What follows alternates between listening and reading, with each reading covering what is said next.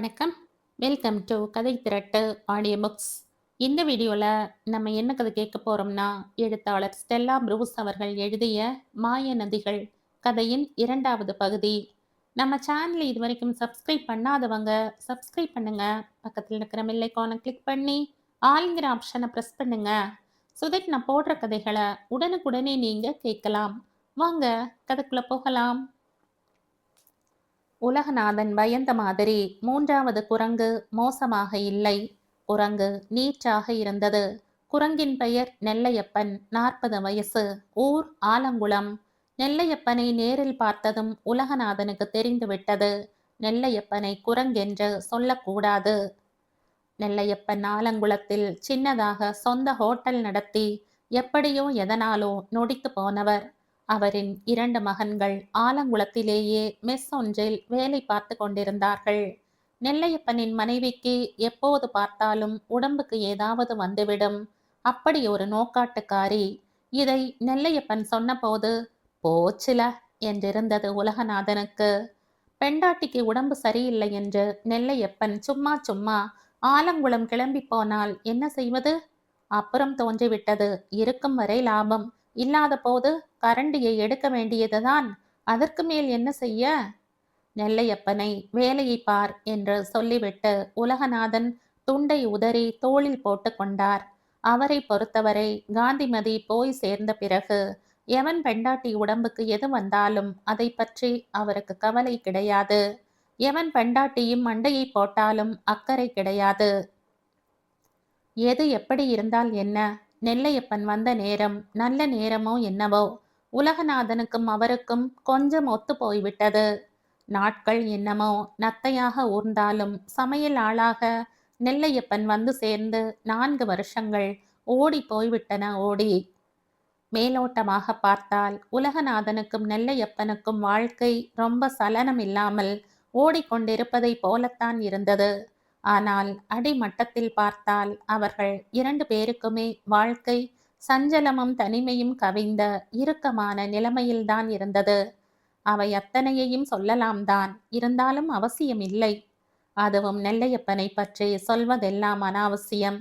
சாதாரண சமையல்காரர் அவர், ரொம்ப சாமானியன்.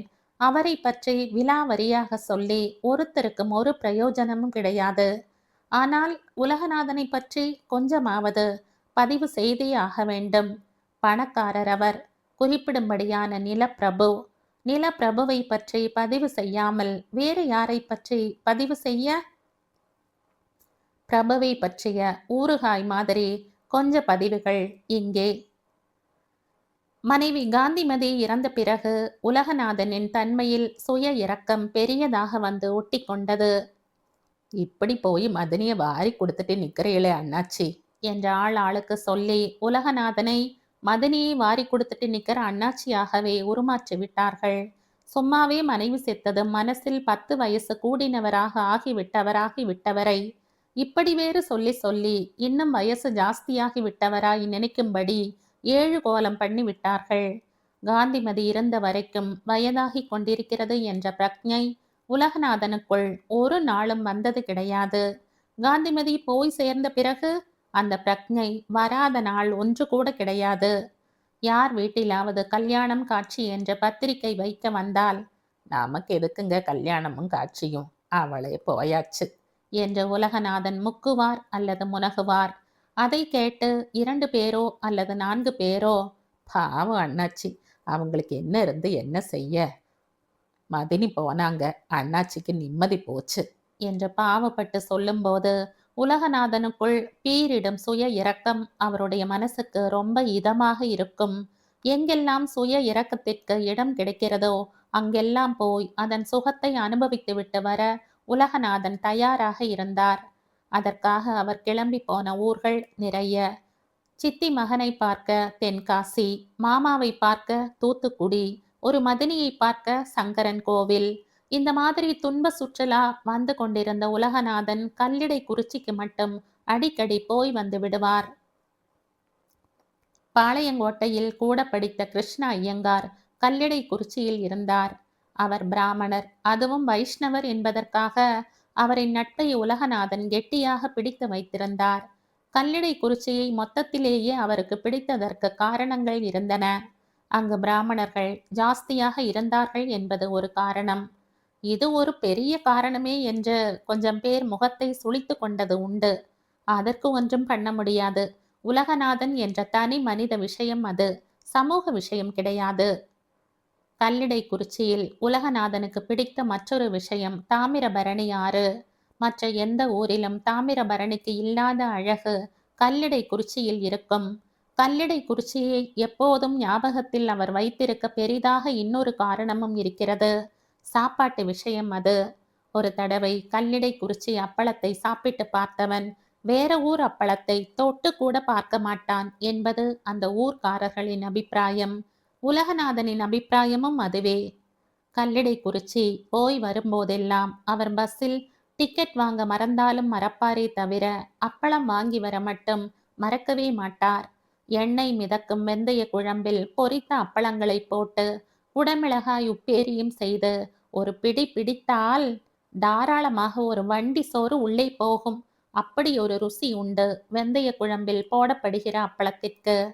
அதுவும் கல்லிடை குறிச்சி அப்பளம் என்றால் கேட்கவே வேண்டாம். அந்த ஊர் அப்பளத்திற்கு அப்படி ஒரு ருசி இருப்பதற்கு காரணம் தாமிரபரணி தண்ணீர்தான். மானசீகமாக உலகநாதன் கருடாழ்வார் மாதிரி மண்டியிட்டு கைகளை உயர்த்தி தாமிரபரணி நோக்கி மனம் நெகிழ்ந்து தொழுததே உண்டு என்றால் அதற்கு மேல் என்ன சொல்ல தாமிரபரணி ஆற்று தண்ணீர் பற்றி? இப்படி எல்லா காரணங்களும் சேர்ந்தே உலகநாதன் கல்லிடை குறிச்சிக்கு மாத்திரம் அடிக்கடி போய் வந்து கொண்டிருந்தார். என்ன வித்தியாசம்? முன்பு காந்திமதியையும் எங்கே போனாலும் அழைத்து கொண்டு போய் வந்தார். இப்போது தனியாக போய் வருகிறார். அலசி பார்த்தால் உலகநாதனின் வாழ்க்கையை காந்திமதியின் மரணத்திற்கு முன், காந்திமதியின் மரணத்திற்கு பின் என இரண்டாக பிரிக்கலாம். காந்திமதி இருந்தவரை உடம்புக்கு என்ன வந்தாலும் கலங்க மாட்டார். படுக்கையிலும் சாய்ந்திருக்க மாட்டார். போர்த்தி கொண்டாவது வயலுக்கும் தோட்டத்திற்கும் ஒரு நடை போய்விட்டு வருவார். இப்போது 1/2 டிகிரி காய்ச்சல் வந்துவிட்டால் கூட இழுத்து போர்த்து படுத்து விடுகிறார். சீரியஸாக ஏதாவது வந்து விடுமோ என்று நடுங்கி விடுகிறார். செந்தூருக்கு 2 நாட்களுக்கு ஒரு முறை வந்து போகிற டாக்டர் பயப்பட ஒண்ணுமே இல்லை என்று எவ்வளவு தைரியம் சொன்னாலும் உலகநாதனுக்கு தைரியம் வரவே செய்யாது. டாக்டர் எதையோ மறைக்கிறார் என்று தோன்றும். நெசத்தை சொல்லிருங்க டாக்டர், பெண்டாட்டியை தூக்கி கொடுத்துட்டு ஒத்தையில கிடக்கிற ஆள் நான் என்ற டாக்டரை சில நேரங்களில் உலகநாதன் கெஞ்சோ கெஞ்சென்று கெஞ்ச கூட செய்வார். இப்படி சந்தேகப்படவும் பயந்து சாகவும் காரணமும் உண்டு. காந்திமதி இறந்த பிறகு 3 மாதங்கள் கழித்து தலை சுற்றி விழப்போவது மாதிரி இருந்தது. உலகநாதன் டாக்டரிடம் ஓடினார். எப்போதும் இருந்திராத அளவு இரத்த கொதிப்பு உயர்ந்து போயிருப்பது அப்போதுதான் தெரிந்தது. நடுங்கி போனார் உலகநாதன். மனசுக்குள் மாரடைப்பு, பக்கவாதம் என்ற பயங்கள் மேக கூட்டம் போல சரசரவென்று வந்து குவிந்து விட்டன. பய மழை கொட்டியது. அதனால் பய வெள்ளமும் கரை புரண்டோடியது. வெள்ளத்தில் இருந்து கரை ஏறத்தானே பார்க்க வேண்டும். உலகநாதன் அதை செய்யவில்லை. பய வெள்ளத்தில் விழுந்து புரண்டு தன் பாட்டுக்கு நீச்சல் அடித்து கொண்டிருந்தார். இப்படி பயப்படலாமா என்று யாராவது கேட்டால் சொல்வதற்கோ காரணம் இருக்கவே இருக்கிறது. பெண்டாட்டிய வாரி கொடுத்துட்டு நிக்கிற மனுஷன் பயப்படாம என்ன செய்வான் என்ற சோகப்பாட்டு. இப்படி ஓடிக்கொண்டிருக்கிறது காலம் உலகநாதனுக்கும். சமையல்காரன் நெல்லையப்பன் சமைத்து போட்ட மத்தியான சாப்பாட்டை மன நிறைவுடன் சாப்பிட்டுவிட்டு உலகநாதன் எழுந்து கொள்ளாமல் மனையிலேயே உட்கார்ந்திருந்தார். பருப்பு உருண்டை குழம்பு, மைசூர் ரசம், முட்டைக்கோஸ் பொரியல், சேப்பங்கிழங்கு வதக்கல் எல்லாம் கலந்த அறுசுவை உணவு அவரின் வயிற்றுக்குள் செரிமான திரவங்களை திணற வைத்து கொண்டிருந்தன. உலகநாதன் குறிப்புடன் நெல்லையப்பனை நிமிர்ந்து பார்த்தார். அதன் அர்த்தம் இரவு சாப்பாட்டுக்கான உணவு குறிப்பை நெல்லையப்பனுக்கு சொல்லிவிட்டு அவர் எழுந்து கொள்ளப் போகிறார். நெல்லை, சொல்லுங்க அண்ணாச்சி. ராத்திரிக்கு தாளிச்ச மோரும் கத்திரிக்காய் கொத்தும் செஞ்சிடு. துவையல் அண்ணாச்சி, பிரண்ட துவையல் போதும். பெருமாளின் 7-8 நாமங்களை சொல்லிக்கொண்டே உலகநாதன் மனையை விட்டு சிறிது சிரமப்பட்டு கொண்டே எழுந்தார். வர வர கீழே உட்கார்ந்து எழுந்து கொள்வதெல்லாம் கூட கஷ்டமாக இருக்கிறது. எல்லாமே காந்திமதியோடு போய்விட்டதே. கூடத்தில் மையமாக தொங்கிக் கொண்டிருந்த ஊஞ்சலில் போய் உட்கார்ந்தார் உலகநாதன். வாசலில் செந்துறை ஆட்கள் 4 பேர் படியேறி வந்து கொண்டிருந்தார்கள்.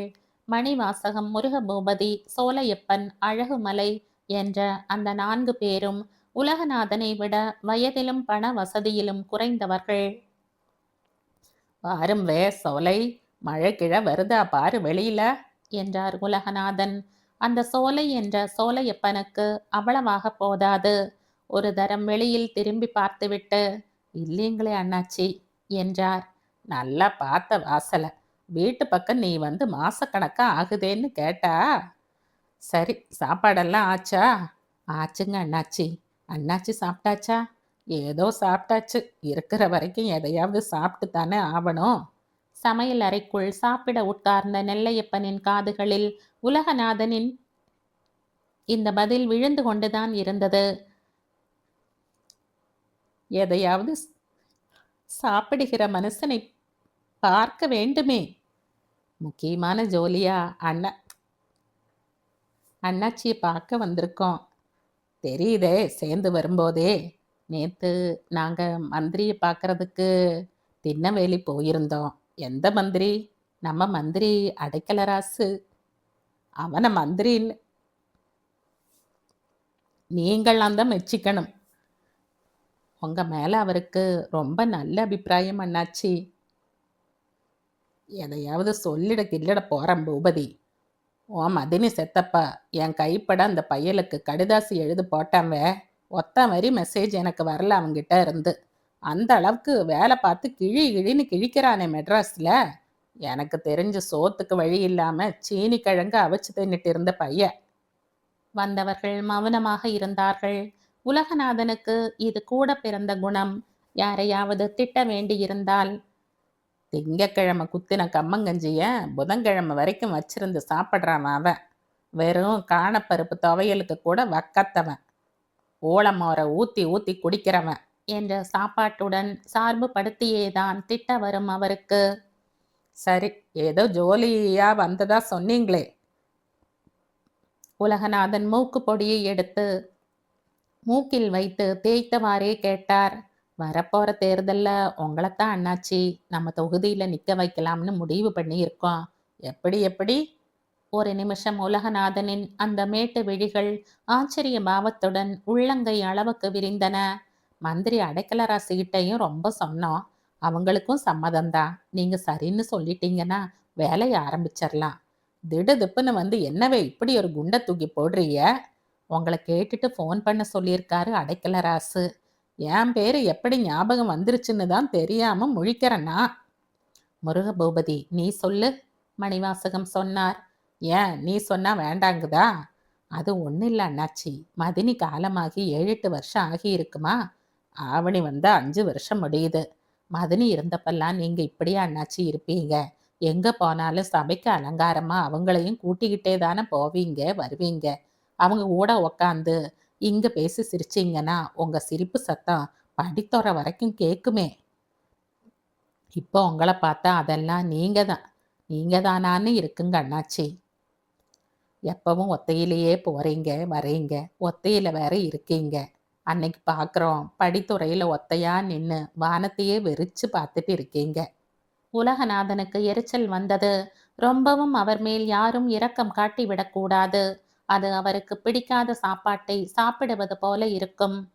வந்திருப்பவர்கள் ஏதோ பிடிக்காத சாப்பாட்டை அவருக்கு பரிமாற வந்திருக்கிறார்கள். குறிப்பாக இப்போது யார் அதை பரிமாறப் போகிறார்கள் என்பதுதான் தெரியவில்லை. உலகநாதன் முகவாயை தடவியவாறு காத்து கொண்டிருக்க சோலை மலைதான் மோசமான பத்திய சாப்பாட்டை தயக்கத்துடன் பரிமாறினார். பத்திய சாப்பாடு உலகநாதனின் தொண்டை குழியிலேயே நின்றுவிட்டது மாத்திரமில்லை, அவரின் மனசையும் அது புண்ணாக்கிவிட்டது, கோபத்தையும் ஏற்படுத்திவிட்டது. விஷயம் இதுதான். உலகநாதனின் மனைவிக்கு போய் சேர்கிற வயசே இல்லைதான். ஆனாலும் போய் சேர்ந்து விட்டார்கள்.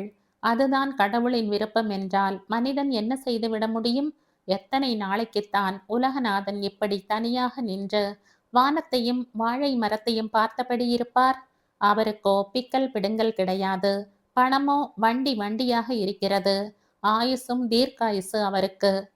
இந்த இடத்தில் உலகநாதன் யாருக்குமே தெரியாமல் ஒரு திருட்டு மொழி முழித்தார். முதலில் அவரை இன்னொரு கல்யாணம் செய்து கொள்ள சொல்லப் போகிறார்கள் என்று நினைத்து ஏராளமான சாப்பாட்டு வரிசையை பார்க்கப் போகிற கடோத்கஜன் மாதிரி தயாராக காத்திருந்தார். அதனால் உலகநாதன் அவரின் மிஞ்சிய காலத்தை ஊருக்கு 4 நல்ல காரியம் செய்து கொண்டு அவரும் சந்தோஷமாக இருக்க வேண்டும். ஊருக்காகவும் அவருடைய சந்தோஷத்திற்காகவும் உலகநாதன் கட்டாயம் வருகிற தேர்தலில் நின்று ஜெயித்து காட்ட வேண்டும். அதற்காக அவர்கள் எல்லோரும் எந்த ஒத்தாசை செய்யவும் முதல் ஆளாக இருக்கிறார்கள். அதனால் இப்படி பித்து பிடித்தவர் மாதிரி இருப்பதை விட்டுவிட்டு தேர்தல் என்ற கோதாவில் குதிக்க வேண்டும். அவர் நம்பிக்கையோடு வந்திருக்கிறார்கள். அவர்கள் உலகநாதன் நல்ல பதிலாக சொல்ல வேண்டும். ஆஹா, இனிப்பான நெய் மணக்கும் திருநெல்வேலி அல்வாவை வாயில் போடப் போகிறார்கள் என்ற நினைப்பில் வாயை திறந்தபடி உட்கார்ந்திருந்த உலகநாதன் ஊளை மோரை ஊற்றியதும் தூவென்று வந்தவர்கள் மேலேயே துப்பிவிட்டார். எந்த ஊரு பையலுக்கோ 4 காரியம் செய்யறதுக்காக நான் தேர்தல்ல நிக்க முடியாதுவ, படபடப்போடு சொல்லிக்கொண்டே உலகநாதன் ஊஞ்சலில் இருந்து குதித்தார். அவருடைய முகம் சிவந்து விட்டிருந்தது. அது ஒரு பேச்சுக்கு தாங்க அண்ணாச்சி, ஒரு பேச்சுக்கோ 2 பேச்சுக்கோ இது எனக்கு பிடிக்காத பேச்சுவ. உங்களுக்கும் ஒரு நன்மைய நல்லது செய்யணும் என்கிறது தான் எங்களோட விருப்பம்ங்க அண்ணாச்சி. எதுவே எனக்கு நன்மை? உலகநாதன் ஆத்திரத்துடன் கேட்டார். வந்தவர்கள் மௌனமாக இருந்தார்கள். ஒத்தையில நின்னு நான் வானத்தையும் பாதாளத்தையும் பார்ப்பேன். நீங்க யாருல என்ன சொல்றதுக்கு? வந்தவர்களில் சோலையப்பனுக்கு கோபம் வர பார்த்தது. யாருவே என்று உலகநாதன் கேட்டிருந்தால் கோபம் வர பார்க்கவே பார்க்காது. உலகநாதன் யாருல என்று கேட்டுவிட்டார். சோலையப்பனுக்கு கோபம் வர பார்த்தால் என்ன, வர பார்க்காவிட்டால் தான் என்ன? உலகநாதனுக்கு ரொம்ப மோசமான கோபம் வந்துவிட்டது. மணிவாசகம், முருகபூபதி, சோலையப்பன், அழகுமலை என்ற அந்த 4 கூட்டணியை வாசல் வரைக்கும் கொண்டு போய் வெளியில் அனுப்பி வைத்து விட்டுத்தான் அடுத்த சிமிட்டா பொடியை எடுத்து மூக்கில் வைத்து ரோஷமாக 2 தேய்ப்பு தேய்த்தார். உலகநாதனுக்கு இதில் ஏன் இத்தனை கோபம் என்று தெரிந்து கொண்ட பிற்பாடுதான் அந்த இடத்தை விட்டு நகர்வதென்று 4 கூட்டணி தலை கீழாக நின்று பார்த்தது. உலகநாதனிடம் அவர்களின் பருப்பு வேகவில்லை. பிறகென்ன செய்ய? செந்துரை ஜனம் முழுசும் பார்க்கும்படி கூட்டணி தலையில் துண்டை போட்டபடி ஆளுக்கொரு பக்கமாக ஓட்டம் பிடித்தது. 4 கூட்டணி ஓடிப்போய் 4 மணி நேரத்திற்கு மேல் ஆகியும் கூட உலகநாதனின் நாடி துடிப்பின் வேகம் குறைந்த பாடில்லை. அந்த வேகத்தில் மூக்கு பொடியை தேய்த்து தேய்த்து அவருடைய மூக்கு நுனி குடகு ஆரஞ்சு பழம் போல சிவந்து விட்டிருந்தது. இப்படி ஒரு கோபம் வந்து விடுகிற தருணங்களில் உலகநாதனுக்கு செத்துப்போன பெண்டாட்டியின் மேலேயும் அசாத்திய கோபம் வந்துவிடும். பாதகத்தி இப்படி விட்டுட்டு போயிட்டாளே என்று. இது கிட்டத்தட்ட அப்படிப்பட்ட தருணம். ஏன் பெண்டாட்டி மண்டையை போட்டுட்டாளாம், நான் இவனுங்க ஊருக்கு 4 காரியம் பண்ணணுமா, எதுக்குல? கோபத்துடன் செருப்பை மாட்டிக்கொண்டு உலகநாதன் தெருவில் இறங்கி நடந்தார். சிவமதி அவளுடைய வீட்டு திண்ணையில் தூணை மார்போடு பிடித்தபடி நின்று கொண்டிருந்தாள். கரைக்கு வந்ததும் கடலின் அலை வேகமாக பின் வாங்குவது போல உலகநாதனின் கோபமும் சிவமதியை பார்த்ததும் கொஞ்சம் உள் வாங்கியது. தூக்கி டப்பா கட்டு கட்டிய வேட்டியை மெதுவாக கீழே இறக்கிவிட்டார். இது சிவமதிக்கு உலகநாதன் காட்டுகிற மௌன மரியாதை. இருவரின் பார்வையும் வழக்கம் போல தயக்கத்துடன் சந்தித்து கொண்டன. சிவமதியின் வீட்டை தாண்டியதும் உலகநாதன் மறுபடியும் வேட்டியை தூக்கி கட்டி கொண்டு நடந்தார். அவருடைய கணுக்காலின் கரும்பச்சை நிற திரட்சி சிவமதியின் சுவாசத்தை சூடாக்கியது. பனங்காய் போன்ற வலிமையான முழங்கால்கள் உலகநாதனுக்கு. தெருவில் அவர் நடந்து போகிற நேரங்களில் சிவமதி அவசர அவசரமாக அவருடைய கரும் பச்சை நிற முழங்கால்களை பார்த்து விடுவாள். ஆணின் கால்கள் அவளுக்கு இப்படி வளமாக இருக்க வேண்டும். சில நேரங்களில் ராத்திரி உறங்குவதற்கு முன்னால் சிவமதி உலகநாதனின் முழங்கால்களை மனசால் மார்போடு கட்டிப்பிடிப்பது உண்டு. குறுக்கு பாதையில் நடந்து உலகநாதன் படித்துறையை நெருங்கிவிட்டிருந்தார். உணர்வுகளில் இன்னமும் கோபம் படபடுத்து கொண்டிருந்தது. சிவந்து கிடந்த படித்துறையில் நின்றார். பொருணை ஓசையின்றி ஓடிக்கொண்டிருந்தது. எதிர்க்கரை மரங்களில் நிறைய தேன் கொத்திகள் தெரிந்தன. பின்னால் யாரோ நடந்து வரும் சப்தம் கேட்டு உலகநாதன் திரும்பி பார்த்தார். அவருடைய பெரிய பாட்டி வயிற்று சித்தி 75 வயசான தங்கம்மா வந்து கொண்டிருந்தாள். உலகநாதனுக்கு இந்த சித்தியை பிடிக்காது. பெரிய கோட்டிக்காரி இந்த சித்தி. ஓட்டை வாய்க்காரி வேறு. இங்கே எதற்கு விழுந்தடித்து கொண்டு ஓட்டமாக ஓடி வருகிறாள்? மணிவாசகம் சொன்னா. தங்கம்மா ஆரம்பித்தாள். என்ன சொன்னா? அவன் சொன்னது கிடக்கட்டும். எதுக்கு உலகு உனக்கு அப்படி ஒரு கோபம் வந்துச்சு? ஒன்னு அவனுங்க தேர்தல்ல தானே நிக்க சொன்னானுங்க. அவங்க வேற ஒன்றும் சொல்லலையாம்மா? நீ தான் சொல்ல. நான் பெண்டாட்டி இல்லாம செத்த சவமாட்ட நிக்கிறேனா? இப்படி பைத்தியார பைய கணக்கா நிக்கிறதுக்கு தேர்தலில் நின்று இவனுங்களுக்கு 4 காரியம் செஞ்சா எனக்கு நல்லதான், ஊருக்கும் நல்லதான். இப்ப நான் எதுல இவனுங்களை விட கெட்டு போயிட்டனா? எல்லாம் கட்டுச்சோத்துக்கு மேளம் அடிக்கிறவங்க சித்தி. பெண்டாட்டி இல்லைங்கிற ஒரே காரணத்தால தேர்தல் நிக்கணுமா நான்? ஹ, என் பெண்டாட்டி இருந்தா நிக்கப்படாதாமா? உலகநாதன் ஏறக்குறைய உருமினார். ஒரு ஆறுதலுக்காக அவங்க சொன்னதா நினைச்சுக்க என் உலகு. ஏதாச்சும் சொல்லிட போறேன் சித்தி. நெசமாவே ஆறுதல் சொல்றதா இருந்தா புண்ணாக்கில் துவையல் பண்ணி சாப்பிட்ற இந்த பையக என்ன சொல்லி இருக்கணும் தெரியுமா? இல்ல உலகநாதா, ஏன்ல இப்படி பெஞ்சாதி இல்லாம திருக்கங்கணக்கா பேயா அலையிற? உங்ககிட்ட பணம் இல்லையா? சொத்து சுகம் இல்லையா? பேசாம இன்னொரு கல்யாணத்தை பண்ணிட்டு சொகுசா இருப்பியான்னு சொல்லி இருக்கணும் சித்தி. அதை சொல்லாம எப்படி எப்படி? தங்கம்மாவின் பஞ்சடைந்த கண்களே பெரிய வட்ட கெண்டை மீன் அளவிற்கு விரிந்து விட்டன. இன்னொரு கல்யாணம் பண்ணிக்க சொல்லணுமா? உலகநாதன் ஒரு மாதிரி பேய் மொழி பிசாசு மொழி முழித்தார். தான் என்ன சொன்னோம் என்று ஒரு நிமிஷத்திற்கு அவருக்கே உரைக்கவில்லை. இதை என்கிட்ட வந்து சொல்லியிருந்தீன்னா இந்நேரம் நானே உனக்கு பொண்ணை பார்த்து கட்டி வச்சு இந்நேரம் அவளும் முழுகாம இருந்திருப்பா. கடுப்பாகி விட்டார் உலகநாதன். அட நீங்க ஒன்று சித்தி, நான் ஏதோ வயிற்றெரிச்சலா வாய் தவறி எதையோ சொன்னா.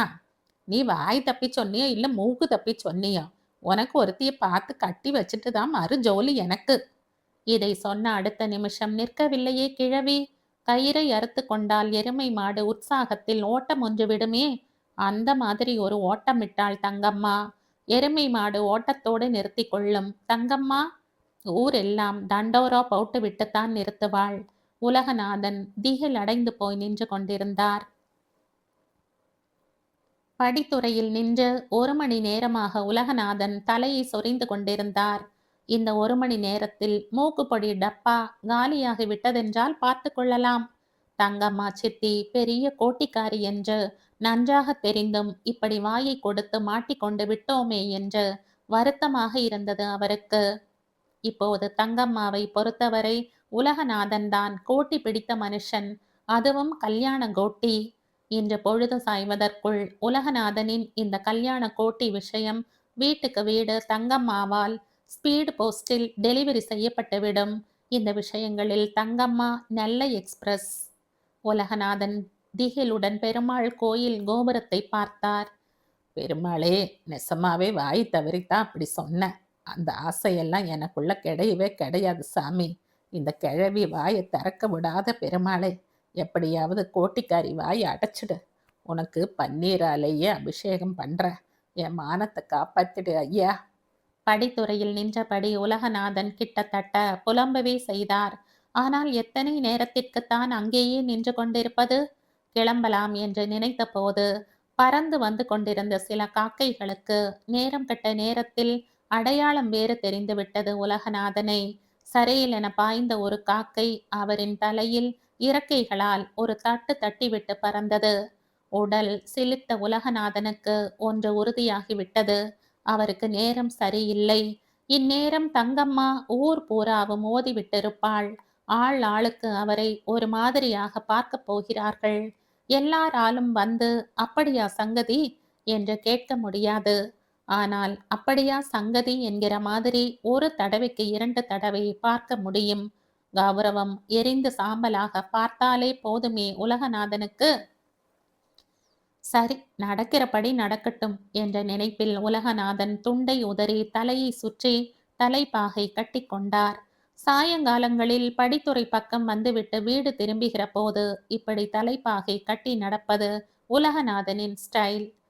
10 அடி நடந்திருக்க மாட்டார். கட்டு சோற்றுக்கு மேளம் தட்டும் முருகபூபதி உலகநாதனுக்கு குறுக்கே போனான். பார்த்தால் வேண்டும் வேண்டும் என்றே குறுக்கே போவது போல் இருந்தது. உலகநாதன் முருகபூபதியை பார்க்காதவர் மாதிரி போனார். அடுத்த 20வது அடியில் புண்ணாக்கில் துவையல் செய்து சாப்பிடுகிற அழகுமலையும் சொல்லி வைத்த மாதிரி குறுக்கே போனான். என்ன செய்ய, சரியில்லாத நேரத்தில் உலகநாதன் அழகுமலையையும் பார்க்காதவர் மாதிரிதான் போக வேண்டியிருந்தது. சிவமதியின் வீட்டு திண்ணை காலியாக இருப்பதை உலகநாதன் தூரத்தில் இருந்தே பார்த்துவிட்டார். வீட்டை வேகமாக தாண்டி விடலாம் என்ற அவசரத்தில் நடையை எட்டி போட்டார். எட்டி போட்டு என்ன செய்ய? ஏதோ ஒரு ஜோலியாக பக்கத்து வீட்டுக்குள் போய்விட்டு வெளிப்பட்ட சிவமதி அவளுடைய வீட்டு படியில் அப்படியே நின்று விட்டாள். உலகநாதன் எதற்காக தலையை தொங்க போட்டு கொண்டு போக வேண்டும் அவள் முன்னால்? பாவம், தலையை தொங்க போட்டபடி நடந்தார். அதனால் சிவமதியின் பார்வை எப்படி இருந்தது என்பதை அவரால் பார்க்க முடியவில்லை. ஆனால் காலில் குத்திய முள்ளை எடுக்க நின்ற சகுந்தலை மாதிரி நின்று விட்டதில் சிவமதியின் மனசும் தெரிந்தது. நெல்லை எக்ஸ்பிரஸ் இந்த வழியாக எல்லா ஸ்டேஷனிலும் நின்று போயிருப்பதும் தெரிந்தது. இந்த இடத்தில் உலகநாதன் தப்பு பண்ணிவிட்டார். தலையை தூக்காமல் வேக நடை போட்டதில் தூக்கி டப்பா கட்டு கட்டியிருந்த வேட்டியை எப்போதும் போல கீழே இறக்கிவிட மறந்து போய்விட்டார். அப்ப தங்கம்மா ஆச்சி சொன்னது நிஜந்தா போலிருக்கு என்று உடனே சிவமதியின் மனசு இதை விகற்பமாக பார்த்தது. வேட்டியை மரியாதைக்காக இறக்கி விடாமல் அலட்சியமாக போகிறாரே. ஏட்டி, வாசல்ல நின்னுட்டு என்னெல்லாம் செய்யுத? வீட்டுக்குள் இருந்து சிவமதியின் அம்மையின் குரல் கேட்டது. சட்டியும் பானையும் செய்யற, வந்து பாரு. அடுப்பு தீயில் எரிந்த மிளகாய் வத்தல் மாதிரி சிவமதி சுள் என்று வெடித்தாள். என்னதான் இருக்கும் அந்த வாசல்ல பொழுதுக்கும்? திரும்பி பட்டாணி வெடி உள்ள இருந்து. பொழுதுக்கும் வீட்டுக்குள்ளேயே கடந்து உசிர விட முடியாது என்னால. வெகு தூரம் போய்விட்ட உலகநாதனின் காது வரைக்கும் சிவமதியின் இந்த லட்சுமி வெடி வெடித்தது. இதுவரை அவளிடமிருந்து இவ்வளவு தடித்த குரலை உலகநாதனின் காதுகள் கேட்டது கிடையாது. திரும்பி அவளை ஒரு தடவை பார்க்கலாமே என்று கூட யோசித்தார். ஆனால் மனசின் எங்கேயோ ஒரு மூலையில் தயக்கம் இருந்தது. அதனால் திரும்பி பார்க்காமலேயே நடந்தார். என்றுமில்லாமல் இன்றைக்குத்தான் சிவமதிக்கும் உலகநாதன் திரும்பி அவளை ஒரு தடவை பார்க்க மாட்டாரா என்றிருந்தது. அவள் நினைத்தது நடக்கவில்லை. உலகநாதன் திரும்பி பார்க்காமல் அவருடைய வீட்டிற்குள் படியேறி நிமிஷத்தில் மறைந்து விட்டார். சிவமதியின் மனசு கொஞ்சம் அடி வாங்கிவிட்டது. தலைவிதி இதுதான். உலகநாதன் திரும்பி பார்க்காமல் ஓடினது வெட்கப்பட்டு கொண்டு. மடியில் கனம், அதனால் திரும்பி பார்க்காமல் ஓடுவதாக சிவமதிக்கு நினைப்பு. உடனே கோபத்தில் அவளுக்கு மார்பி விம்மி கனத்து போய்விட்டது. எப்படி அவள் அவளுடைய வீட்டிற்குள் குட்டி போட போகிற பூனை மாதிரி சுற்றி சுற்றி வந்து கொண்டிருந்தாளோ, அதே மாதிரி உலகநாதனும் குட்டியே போட்டுவிட்ட பூனை மாதிரி அவருடைய வீட்டிற்குள் சுற்றி சுற்றி வந்து கொண்டிருந்தார். சமையல்காரர் நெல்லையப்பனுக்கும் உலகநாதனின் மனநிலை புரிந்தது.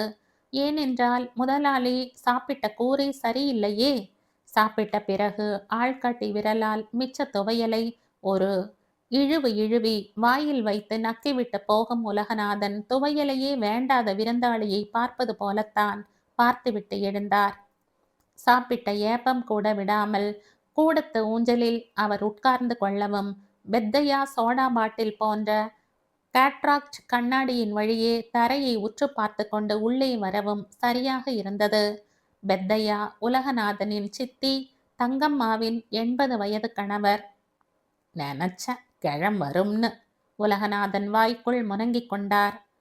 வான் சித்தி சொன்னா, சொல்லாட்டிதான் ஆச்சரியம் என்றார் உலகநாதன். ஆ, சாப்பாடெல்லாம் ஆச்சா உலகு? நேரம்தான் உலகநாதனுக்கு. இந்த காதுகளை வைத்து கொண்டு வந்திருக்கிறார் பெத்தையா. நீ சாப்பிட்டாச்சா? பெத்தையா உட்கார்ந்து கொண்டே கேட்டார். சாப்பிட்டாச்சு. உலகா, நீ என்னதான் சொல்லு, பெஞ்சாதி சமையல் வேறதான், சம்பளம் வாங்குற சமையல்கார சமையல் வேறதான். உன் சித்தி இன்னைக்கு என்ன சமையல் செஞ்சா தெரியுமா? வெறும் பருப்பு ரசமும் எள்ளு துவையலும் தான். உரைப்பும் புளிப்பும் சுள்ளுன்னு எப்படி இருந்துச்சுன்னு நினைக்க. அதுவும் உன் சித்தி கருணக்கிழங்குல குழம்பு வச்சான்னா 8 ஊருக்கு அந்த வாசனை அடிக்கும் பாரு. சமையல்கார சமையலையெல்லாம் அந்த குழம்புக்கு வால்ல கட்டித்தான் அடிக்கணும். சமையலறைக்குள் நின்றபடி நெல்லையப்பன் கேட்டு கொண்டுதான் இருந்தார். எதற்காக இத்தனை நேரங்கட்ட நேரத்தில் கிழவர் வந்திருக்கிறார் என்று புரியவில்லை அவருக்கு. ஆனால் கிழவர் சும்மா வரவே மாட்டார். அதனால் நெல்லையப்பன் கதவின் பின்னால் நின்று பெத்தையாவின் பேச்சை காதை தீட்டி வைத்து கொண்டு கேட்டார். அடுத்த 5 நிமிடங்களில் பெத்தையாவின் வாயில் இருந்து விஷயம் வந்துவிட்டது. நிஜமாகவே உலகநாதன் ஆசைப்பட்டால் பெத்தையாவும் தங்கம்மாவும் சேர்ந்து நல்ல பெண்ணாக பார்த்து அவருக்கு கல்யாணம் செய்து வைக்க இந்த நிமிஷமே தயாராக இருக்கிறார்களாம். நடக்க முடியாத விஷயம் இல்லையாம் இது. உலகநாதன் தயக்கப்படவோ கூச்சப்படவோ வேண்டாமாம். 55 வயது ஒரு வயசே கிடையாதாம். உலகநாதன் ஜாம் ஜாம் என்று கல்யாணம் செய்து கொள்ளலாமாம். என்னதான் வீட்டோடு இருந்து சமையல்காரன் சமைத்து போட்டாலும் சமையல்காரன் சமையல்காரன் சமையல் தானாம்.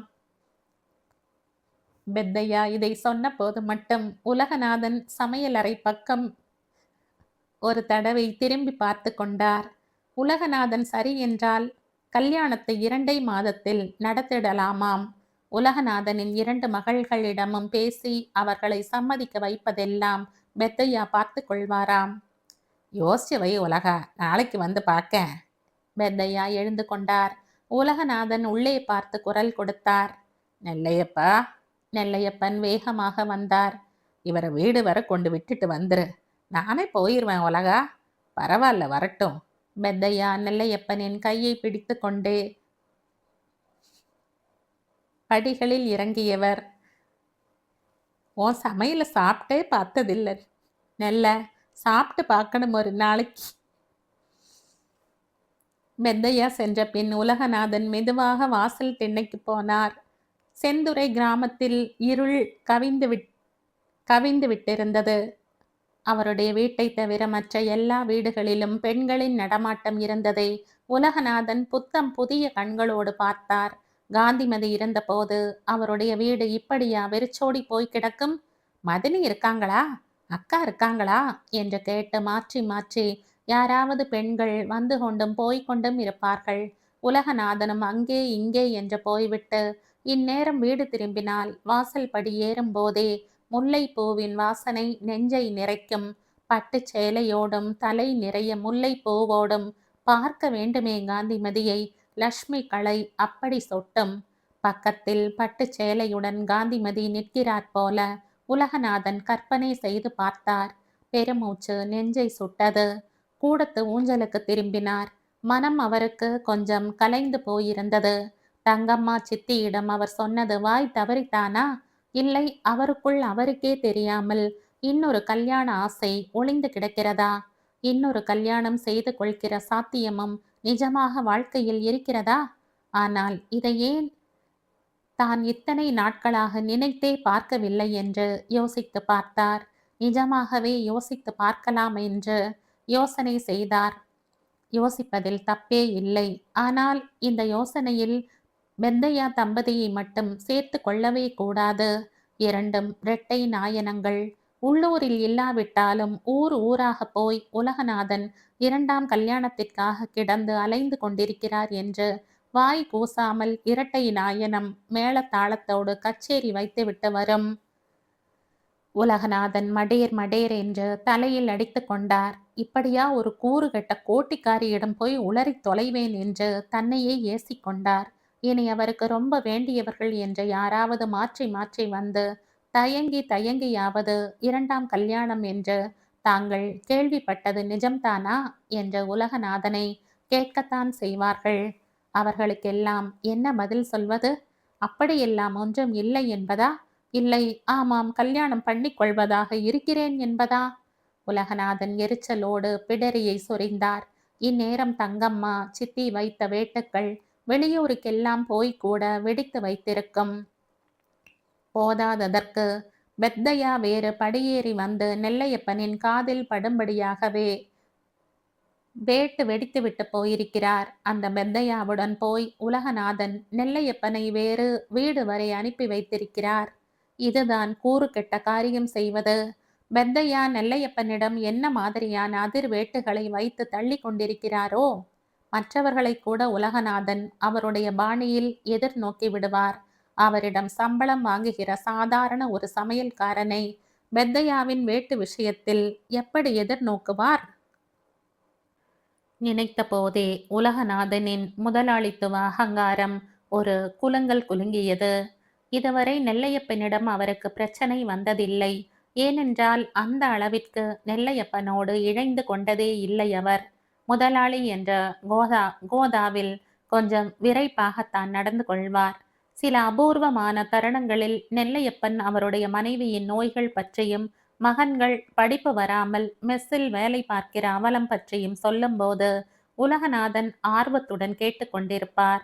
ஆனால் அதே நெல்லையப்பன் பல வருஷம் முன்னால் தான் சொந்த ஹோட்டல் நடத்தி கொண்டு வசதியாக வாழ்ந்த நாட்களை பற்றி பேச ஆரம்பித்தால் உலகநாதன் திண்ணவேலி வரை போயிட்டு வர ஜோலி இருக்கு என்று சொல்லிக்கொண்டே எழுந்து விடுவார்.